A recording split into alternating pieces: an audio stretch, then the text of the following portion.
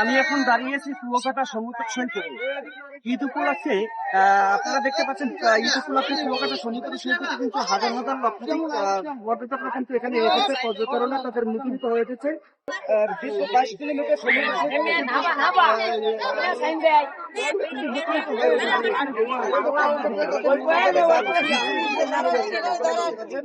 অনেক আবার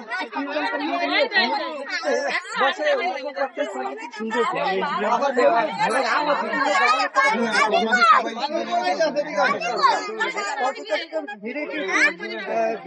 বুকিং রয়েছে হোটেল মোটেল, এতে কিন্তু বিক্রি করেছে ব্যবসায়িক প্রতিষ্ঠানগুলোতে।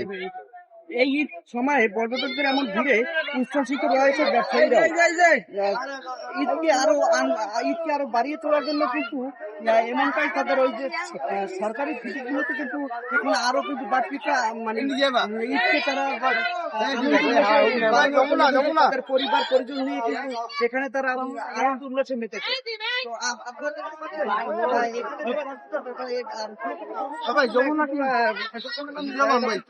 এখানে আনন্দ উপভোগ করা যায়, দেখা যায়। তো এই এছাড়াও দেখা যাইতেছে এই যে পর্যটকদের কিন্তু নিরাপত্তা দেওয়ার জন্য কিন্তু টুরিস্ট পুলিশ এবং থানা পুলিশ সহ নৌ পুলিশ কিন্তু তৎপর রয়েছে।